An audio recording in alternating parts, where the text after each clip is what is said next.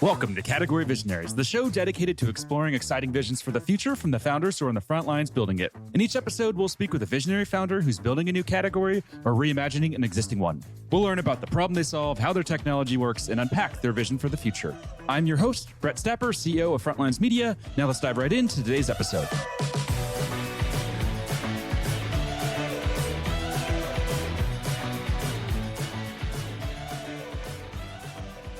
Hey everyone, and welcome back to Category Visionaries. Today we're speaking with John Kim, co-founder and CEO of Paraform, a recruiting platform that's raised $5 million in funding. John, how are you? Great. Brett, how are you? I'm doing awesome, and I'm super excited for this interview. So I first found you when I saw a post on LinkedIn about your seed round, which you raised in one day. So talk to us about that one-day fundraise. Yeah, I think I have to be perfectly honest. I thought about before posting, I was like, oh, should I really do this? This is going to create too much noise, but I think it's good for getting the word out there. But yeah, it did happen in one day. Basically, we actually weren't raising. We weren't really cash constrained. We were growing, just like focusing on product and growth. And we actually made a very important hire for one of our customers. It's a company called High Touch. They're a very fast growing Series B startup, really respect what they do and the team they're building there. And essentially we helped them hire a engineering leader, and they've been struggling to hire that role for 8 months. And not because they were doing something wrong. It was just an incredibly hard role to recruit for. And we filled it in 2 months, including Christmas and New Year's. So it was pretty quick. And I think it was a testament to what our marketplace could do for our customers. And the head of engineering there, his name is Corey. He actually introduced us to the general partners at A-Star Capital, who led our seed round. And I just went over there with my co-founder in their office in North Beach, just like thinking, we'll say hi, develop a good relationship. And yeah, it ended up being like we pitched them, and then we got a text saying, hey, do you want to grab drinks at 5 p.m.? So we met them again that night. We talked for a few more hours and we got our term sheet. And I think it was very clear that they wanted to work with us, and we really liked them as well. Super great investors. So yeah, that's kind of the whole story. Yeah. Amazing. Well, glad that you shared that. That's what led to having you on the podcast. So let's talk a little bit about the company and really what the platform does. So can you give us just a high level overview of what the platform does and the value it brings? Yeah, for sure. So it's a marketplace. On one side, there is companies that are hiring difficult, hard to fill positions. On the other side, there are specialized recruiters that can help you place those roles. So pretty simple. It's a recruiter marketplace. And imagine a scenario where you want to hire a product security engineer. I'm actually talking about one of our customers as well. You want to hire a product security engineer. Yes, you might have a talent team and you have a good network with other engineers on your team, but you have a high bar, you're struggling to fill the role. What happens if you post that role on our platform is based on the requirements you have, no matter how niche, it matches you with recruiters with the relevant network and experience. So that customer who posted the product security engineer role on our platform matched with recruiters from Brex, Airtable, Xbrex, and Airtable who happen to recruit product security engineers for like 5+ years in their career. So they obviously know all these good product security engineers in their network that they can just give them a call. So it's like leveraging recruiter networks, but also their time and expertise to look and target these talent pools you want to go after. So really, it's a new way to leverage like relationships, recruiter networks, and work with a ton of people to, fill your most difficult positions. And we've been seeing a lot of success there so far. Yeah.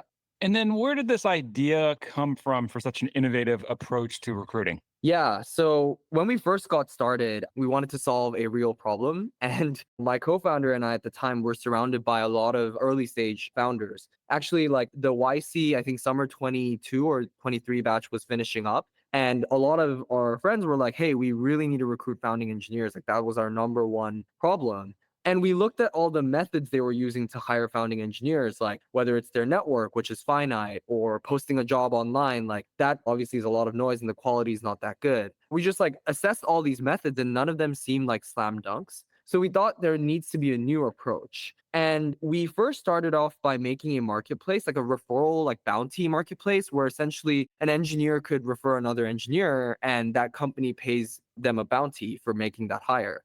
It was good. The quality was fine, but it was sort of hard to scale because if you think about it, even if you're the most well-connected engineer, the amount of people that are available to work, that are interested in that position and also a good fit is pretty narrow. That's a pretty narrow window.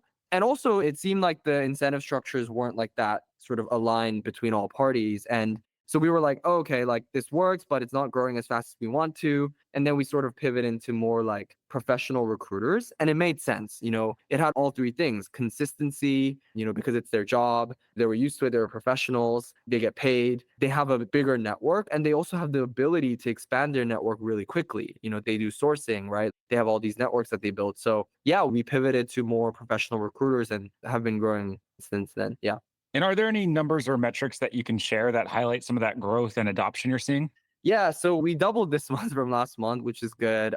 We 10x our revenue from last year. And also, like, when it comes to recruiter signups, I think we crossed like somewhere in between 10 to 15,000 recruiters have signed up. Obviously, like, they all specialize in different areas and niches. And yeah, we helped like a bunch of companies, I think 200 plus companies with hiring so far. Yeah. This show is brought to you by Frontlines Media, a podcast production studio that helps B2B founders launch, manage, and grow their own podcast. Now, if you're a founder, you may be thinking, I don't have time to host a podcast. I've got a company to build. Well, that's exactly what we built our service to do. You show up and host, and we handle literally everything else. To set up a call to discuss launching your own podcast, visit frontlines.io/podcast. Now, back to today's episode. And what are you doing to attract those companies from a marketing perspective? What's that growth engine look like? Yeah, so we mainly have like, I mean, it largely divides into like outbound, inbound, and referrals. With outbound, we're inspired by a lot of companies like Retool, Ramp, and it built this outbound engine where we would specifically like target people in a scalable way. So if anyone is interested, actually, I would recommend reading the Retool Operator Playbook by David, one of the founders of Retool. And he kind of outlines how he thought about outbound. And I think outbound gets a lot of like hate and, it comes with like mixed results. But I think if you really execute it well with the right tools, it's really good. And it's one of those things where you can like always rely on, and it's like your proprietary strength rather than like referrals or your network, which depletes, right? So we built this outbound engine where we have these emails that we use and then do prospecting and use like a bunch of tools to like reach out to target accounts. So that's been working really well. Inbound, we do a lot of like organic social, like mainly posting on LinkedIn. So we create content around how like these really fast growing companies make really critical hires. We post about success stories and just share content. And that leads to people being interested and booking a demo to post on our platform. And actually, a lot of our customers also come from word of mouth and referrals. I think really that's the only viral way to grow. It's like if you create a product that your customer loves so much that they tell 5 other people, and those 5 people then tell another 5 people, and so on, like pretty quickly before you even realize you're growing really fast. So we try to focus on like a very good product and customer like experience after they onboard. So those are, I think, the main 3 channels we use to grow our customer base. The outbound side, what's the tool stack look like? What tools are you using?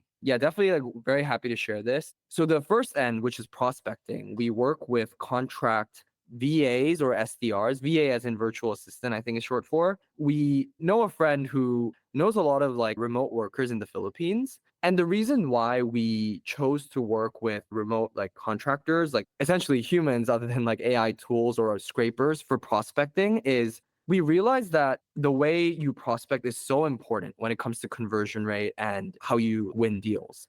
You don't have that much outbound capacity because of Google's policies, and like you can't just hit up everyone in the world. So it's quite expensive to spend 1 seat on a bad prospect. So we actually think that it's really important to care about like quality at the top of the funnel.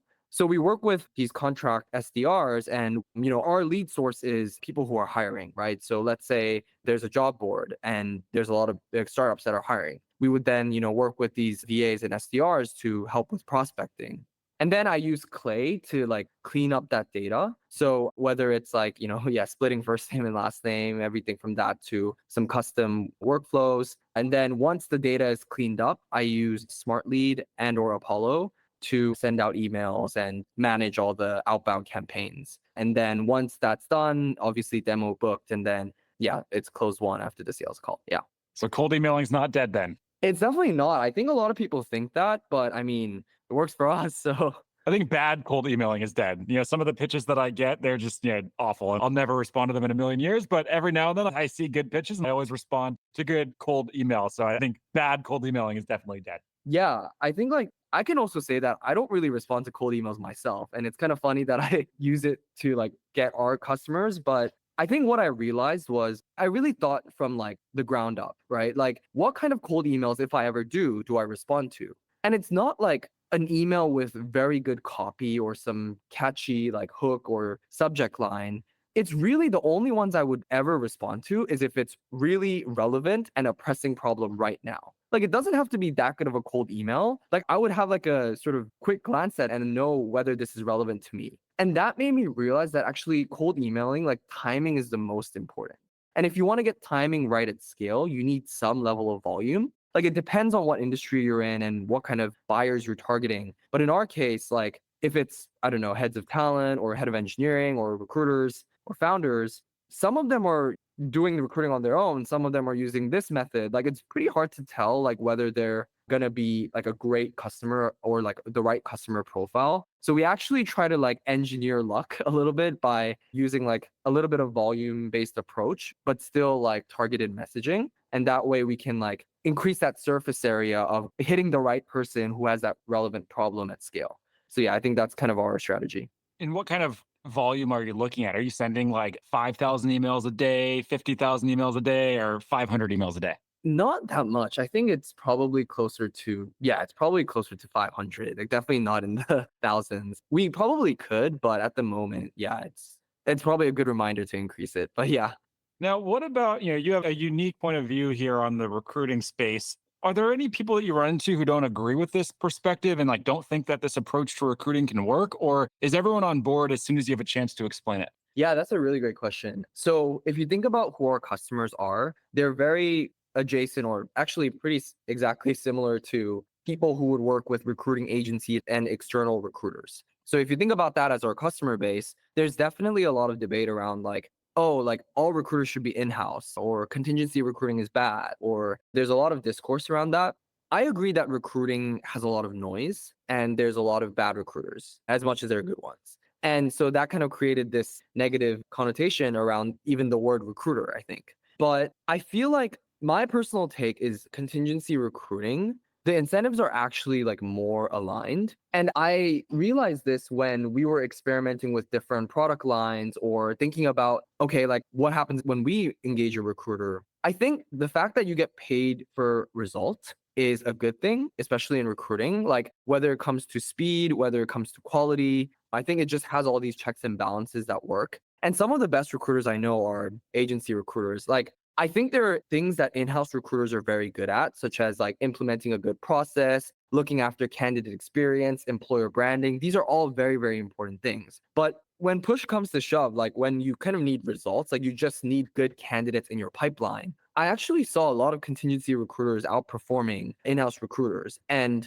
not to say one's like better than the other, you need both in different situations. But I think pound for pound, when it comes to sourcing and just getting good candidates to be interested in your company at the top of funnel, I do think contingency recruiters are very good. So we do get some objections saying like, oh, we'll never work with an external recruiter. But that's actually where our product comes in. We have all these marketplace incentives, features, where all the concerns you have around contingency recruiting, oh, incentives are not aligned. It's very hard to control quality. It's hard to communicate what our standards are. Things like that. We actually have features and things built out to combat. So I think that's why a lot of people who were previously not open to doing so use our platform and continue to do so. And it's just like a win-win situation for both contingency recruiters and companies. Yeah. This show is brought to you by the Global Talent Co., a marketing leader's best friend in these times of budget cuts and efficient growth. We help marketing leaders find, hire, vet, and manage amazing marketing talent for 50 to 70% less than their US and European counterparts. To book a free consultation, visit globaltalent.co. What's your market category? How do you think about the market category that you're in? Yeah, I think first and foremost, the marketplace, like I think we would just be categorized similar to like, I don't know, Airbnb, Uber, Instacart, what have you. Because yeah, fundamentally we're connecting to people who want to be connected.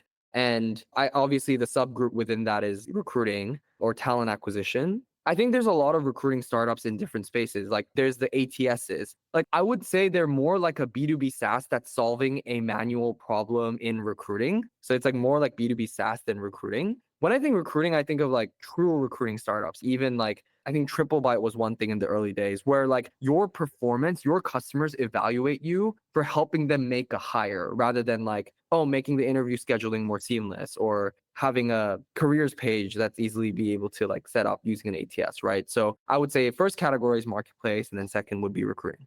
What do you think is the future of the platform? Let's maybe zoom out 3 to 5 years into the future. What's that big picture vision look like?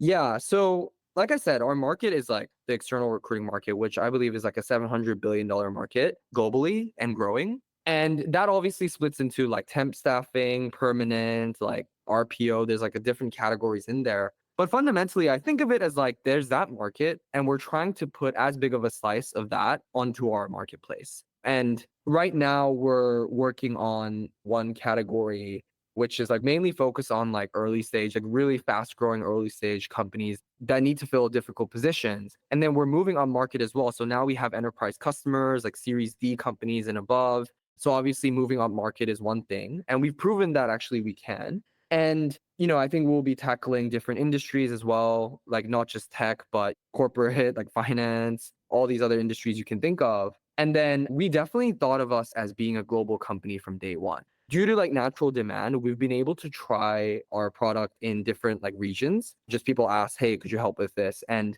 really the way people work with external recruiters and engage with our platform is very homogenous across the world. And recruiting is all online. It's not like there's some like regulation or some kind of physical supply side you have to secure. It's all online. So we definitely want to expand globally as well. And then once there's like that distribution, obviously there's probably more product lines that we can launch and also diversify our supply side, right? Like, right now it's just recruiters, but maybe there's more to it. Amazing. And final question, if we look ahead for the next, let's say 12 months, what is your number one top priority that you're focused on? Yeah, it's a bit cliche, but definitely growing our team. And I can also say that 100% of our team came from Paraform platform. Like recruiters on our platform helped us. Like we used our own product and it worked. Like we're building, I'm really learning from my own customers that hiring is so important. Every day I'm just reminded how important this is. I think there was this quote by like Steve Jobs and someone asked, like some journalist was like, what product are you the most proud of? And he's like, everyone thought he would say like the Mac or the iPhone, but he said his team at Apple. That was the best product he built. And I think I resonate with that a lot because yeah, I think like recruiting is the most important thing, your strongest moat and differentiator when building a company. I think, the cost of building software is going down. The cost of starting a business is going down. And I think really only way you differentiate is that. So we're laser focused on building a great team internally. And if someone asks like, hey, after 1 year, if you didn't achieve this, what would you like regret the most is like not building a strong team. So we're a pretty like small and lean team trying to do a lot with that. But yeah, just growing now since our company is growing. So yeah, that's probably like my number one focus. And I think everything else follows through, like product, go to market, things like that all follow as a function of that. And one more question, actually, since you're in SF, I'm in SF. Is SF dead? Oh, absolutely not. Absolutely not. I think like this is like maybe, on Twitter, people say, hey, like don't come to SF. Like you see homeless people everywhere, whatever. I mean, there's definitely areas that like are not ideal to live in, right? But it's a very small area in SF. I think SF is as lively as ever. I think still the place where the smartest people in the world come to pursue their ambition. Like if you really think about it, there's this small area on Earth where so much value has been created. Like I think that network effect the city has is just not going anywhere. And I moved here 2 years ago from Australia, and I tell my smartest friends in Australia, hey, you have to move here. This is where you need to be as like a young, ambitious person. So yeah, definitely not. And I love SF. Totally agree with you. All right, John, this has been a lot of fun. Before we wrap, if there's any founders that are listening in that want to follow along with your journey, where should they go? Yeah, I think mainly I'm active on LinkedIn. So if you want to follow myself or Paraform on LinkedIn, you'll be able to sort of keep up with the story. Yeah. Amazing. Thanks so much for taking the time. Thank you, Brett. This episode of Category Visionaries is brought to you by Frontlines Media, Silicon Valley's leading podcast production studio. If you're a B2B founder looking for help launching and growing your own podcast, visit frontlines.io/podcast. And for the latest episode, search for Category Visionaries on your podcast platform of choice. Thanks for listening, and we'll catch you on the next episode.